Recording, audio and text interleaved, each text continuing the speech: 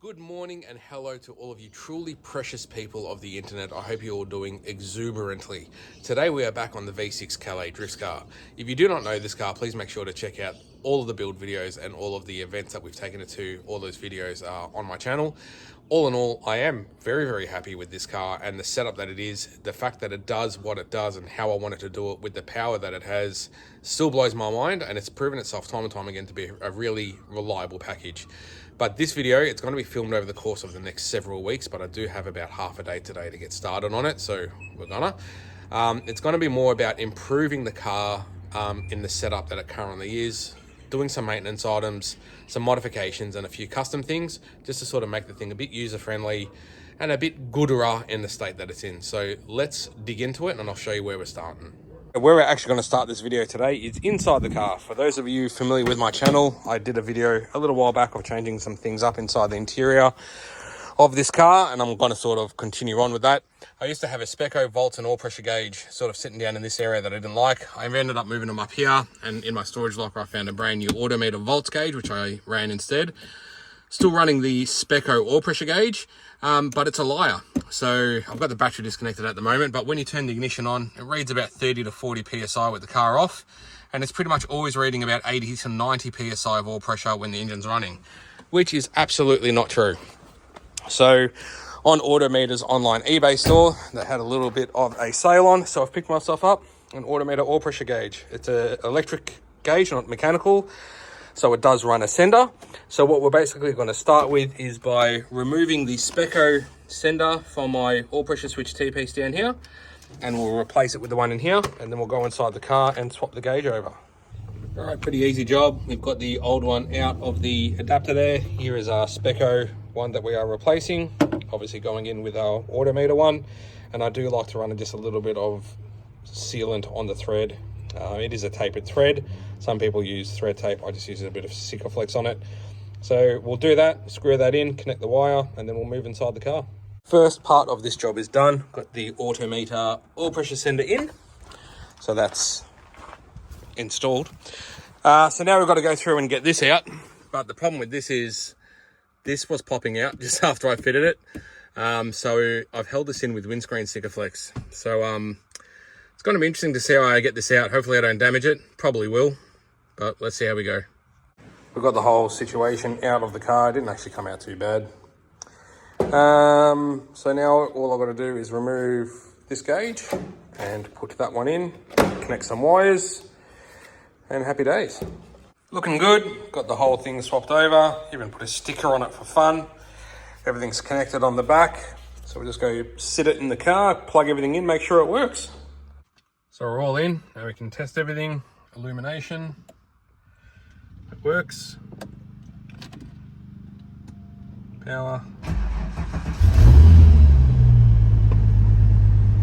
And we have oil pressure, and an oil pressure that is actually believable.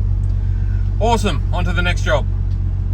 So the next job we're going to do is we're going to sort of, kind of, but not really, fit a dash cam to this thing. So there's no dash cam in here. This is just the box. This is the dash cam that I use in my Fortuner, like my four-wheel drive that tows this car. But it came with an extra mount when I bought it. And whenever we go drifting, I've normally always got a GoPro set up on the front of the car, but I've only got one GoPro and it would be nice to have more footage of other things. So I thought, well, if I stick this mount on the windscreen, sort of maybe about here somewhere, and then I rummaged through my drawer of cables. We've all got that drawer that you think that you'll never use again. I found a cable that's the same connection as the dash cam. I've also got a USB extension cable there if I need. So I'm basically going to wire in this thing, which I also had lying around. I'm going to wire this thing under the dash, connect it to accessory power. Probably piggyback in off a fuse with one of these guys. Wire that in and then run this cable up from under the dash through the A-pillar, and I'll just sort of have it chilling out, coming out the top of the roof lining up here.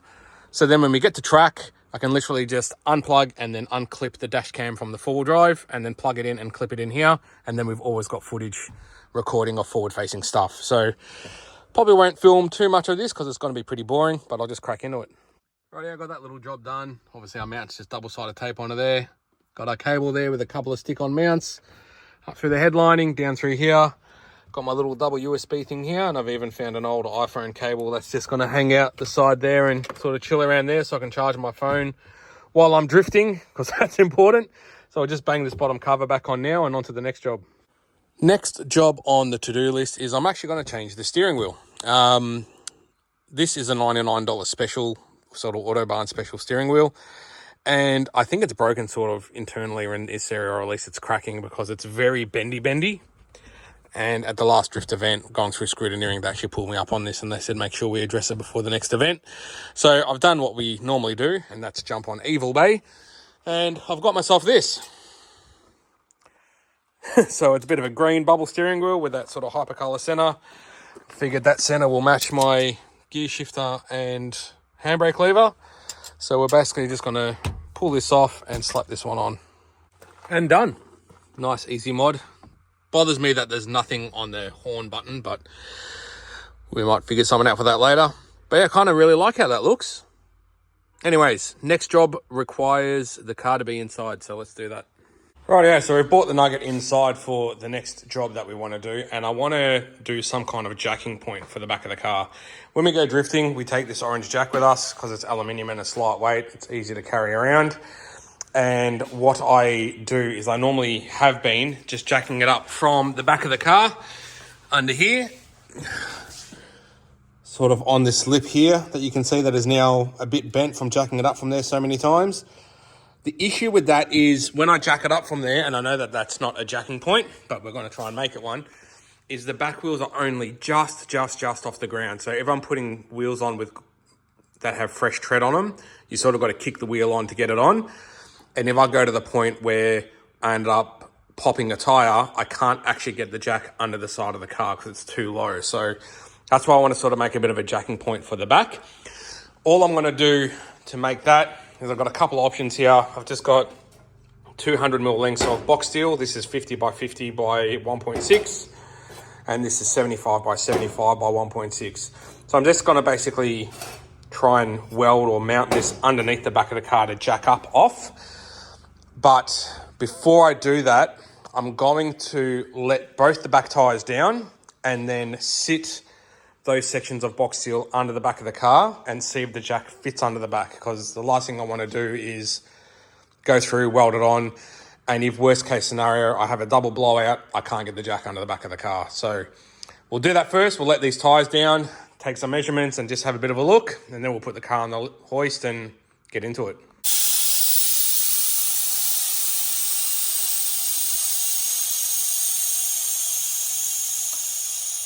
Okay, so glad I checked. We've got both the rear tyres deflated. We've got the jack sitting under the back of the car. And if we put the 50 by 50 in there, it just fits above the jack. We've probably got, I don't know, 4 or 5mm clearance. And obviously that means the bigger one doesn't fit. So we'll go through and mount this one under the back of the car, sort of about there. And yeah, but we'll have a bit more of a look when it's on the hoist so we can see what we're looking at. So yeah, worst case scenario, if we do have a double blowout with a 50 by 50mm box, we can still fit the jack under the back of the car. So looking at the rig up on the hoist, we're basically going to weld that right there. I have straightened out this back piece a little bit with some locking pliers because it was half folded up. So I'm just going to weld this in sort of around there, and I'm going to try and make something to pick up off here and come across to the rear bar, because there's nothing holding the bottom of the rear bar at the moment. All the mounts are broken from little taps here and there. So I might just see if I can make something to, even though I run a couple of self-tapping screws through here into something. I don't know. We'll have a look. Right, this is sort of what I've come up with. So I'm just sort of holding it loosely in there before I weld it in. So obviously that section of box will go there. Then I've got this section of plate that will weld to the end of the box. That follows the angle of the rear bar. And then I'm just going to run a couple of self-tapping screws through the bar into that little bit of sheet metal, into sort of that part of it. So that's it. Just get it all glued on there with the welder, paint it, screw it, done. Figured before I weld it, I should take the boot floor carpet out, and I've got a rag soaked with water, like drenched with water, just sitting there where I'm going to be welding in case this stuff decides to go up in flames. All right, so we've got that welded across the back, a couple of tacks up in each corner, and it's welded along that side as well. So now we'll just get this piece welded in here, and that'll be it. Got a little bit of plate steel welded in bottom and top, so that sort of lines up with that section of the rear bar across there. So yeah, sort of happy with that. It's not going to be the strongest thing in the world, but it's going to be a hell of a lot better than it flopping around like it is now. Hello. Oh, throw some paint on it. Mad, that is all done. A couple of screws through the back here, which doesn't look ideal, but being a drift car, being pretty is not high up on the priority list. But all in all, happy with how that's turned out. That was not smart. Anyway, moving on to the next job. We're going to bust these front wheels off. And the reason why we're going to do that is I will show you once I've got them off. So Calais is up on the hoist with the front wheels off. And before we do anything to the actual car, we're actually going to go down and get a couple of new tyres fitted to these rims. So these are Bridgestone RE003 tyres. Really, really happy with having these on the front. I've had them on cars in the past, and they do offer a lot of front end grip. Done 10 or 11 events with these, and they still probably do have a little bit of life left in them, but obviously we're wearing pretty hard on the inner and outer edges, and we've got a couple of sections like chunks of tyre are missing. It's wearing down this section of the tyre, so it steps up to here. So they're not the best condition. As I said, probably could still use them, maybe get another 1 or 2 events out of them. But Tony at Kenda Tyre Drifting Melbourne, look him up on Instagram. He is doing these Kenda Vesda UHP semi-slicks, and he's doing a deal on these at the moment. They're about $150 a tyre, so super, super cheap. Haven't run Kenda tyres before. These are a fairly new tyre to the Kenda range, but I got chatting with him, and this is the offer that he's doing on them at the moment. So we thought, for the price, we'll give them a go, considering these things are, I think they're about $340 a tyre on those things. So these are considerably cheaper. So let's load these and these into the back of my trusty work wagon, and we'll go get the new tyres spun on, and then we get back, we'll get stuck into that. Alrighties, we are back from the tyre shop. I do apologise for the noise. It is raining, the weather has turned. So we've got our tyres fitted up onto our rims, got them all balanced up nicely, and they are looking all fly, so that's really good.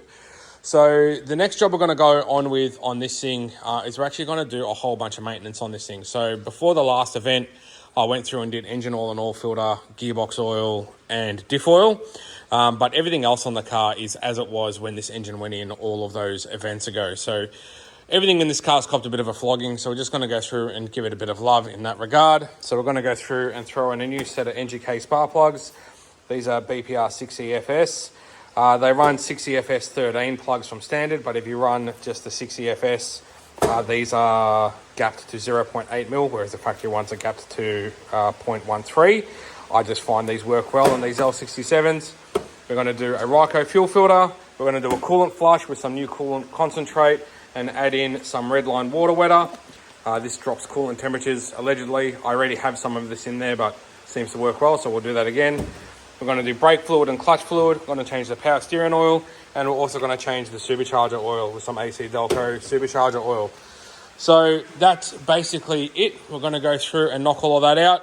If you want to see how I do all of that, please watch previous videos as to how I've done that, because I'm not going to film it because I've already filmed it and put it on previous episodes. So go through and get all that done. So everything on the car maintenance-wise is done with the exception of engine oil and filter, gearbox oil and rear diff oil, which, as I mentioned before, I did before the last event. I might do them again before the next event. I don't know. We'll just see. But something that's interesting for those of you that are familiar with my channel is we had a breakdown at DriftX last year. So the car lost spark towards the end of the second day, which I thought was weird. It ended up being a faulty DFI module, which sits under the coils. As I mentioned before, we're running BPR 6EFS plugs. The R in that part number stands for resistor. And the plugs that came out of this are BP7EFS. So 7 indicating slightly different heat range on the plug, but no R, which indicates these are not a resistor plug. And I'm pretty confident that that would be why it killed the DFI module. But as far as the plugs look, they all look the same, so that's good. It all looks even across each cylinder, so that's wonderful. Now, the next thing I'm going to do to this car is I'm actually going to roll the front guards. I've got the guard roller here. This is something I've been wanting to do since I first put these wheels on this car way back when. So we're going to go ahead and do that. If you look at the guards up here, you can sort of see where we've been rubbing. And that's probably why it's, well, not probably why, it's definitely why it's killed the outer edge of the front tyres that I had. So we'll go through, get us all set up, and then I'll show you how we're going to do it. So I've got the old guard roller set up onto the hub. So how this basically works is you wind this to set the arm depth towards the guard. This here sets the roller angle, sort of like that. And then this here sets the length up and down. So you basically grab the heat gun, heat up around here to warm up the paint, but that just helps with the paint not cracking as you do this. And then you just basically wind this backwards and forwards so you get a good roll. Then you wind this out a bit more to push it a bit harder against the guard, and then you roll a bit more, and you just sort of keep doing that till you get it to the way that you want it to be. All right, so this is our finished result. I'm just going to show you comparison to this side. So that's the shape of the guard that we haven't rolled yet. And this is the shape of the guard that we have. So you can see it sticks out considerably more. And you can see where the plastic guard liner is inside and how much further back the guard is now. That's how much we've come across. So I am going to trim this plastic guard liner back a bit. And that will be... Hello. That will be about it. We'll get it all set up for the other side. Cool Beans got the front guards rolled and looking all fat sticking out the side of the car. Obviously got our front wheels back on now as well, looking all good. And I even went through the whole underneath of the car and spanner checked every single nut and bolt that's related to brake, steering and suspension. Was able to move things, a couple of bolts here and there, so I'm glad I went over that. There's still several more things that I want to do to this car, but because this video is probably getting quite long, and also how long it's taken me to get to this point. So when you first started watching this video, when I was doing the oil pressure gauge to now, it's actually been just over 5 weeks. So it's been dragging on a bit. So I'm just going to do one more quick mod to this thing, and then we'll cut this video, and then we'll pick it up in another episode. And that is, I'm going to do a bit of a tow hook on the front, sort of like a recovery point. You do have these holes in the K-frame, but it is a bit hard to hook into them. Not that we need it, because this thing hasn't broken down yet. Dare I jinx it. So I've got this. This was an old exhaust bracket of some point or some description. This is 12mm solid steel. I'm literally just going to weld that probably right about there. So then I've got a bit of a recovery point to hook onto if need be. So let's just do that. Got it welded on and painted. Yes, I got a bit carried away with the black paint. All righty, guys and girls, that's going to do us for this episode. As I said, there are still a few more things I want to do to this thing, mainly in the rear end, but we'll pick that up in 2 or 3 weeks' time when we have a bit more time, and we'll do that as another episode. So thank you so much for watching. We really do appreciate it. And as always, if you want to see more content like this, please remember to like and subscribe. And until I see you in the next video, be good to yourselves and each other. Cheers.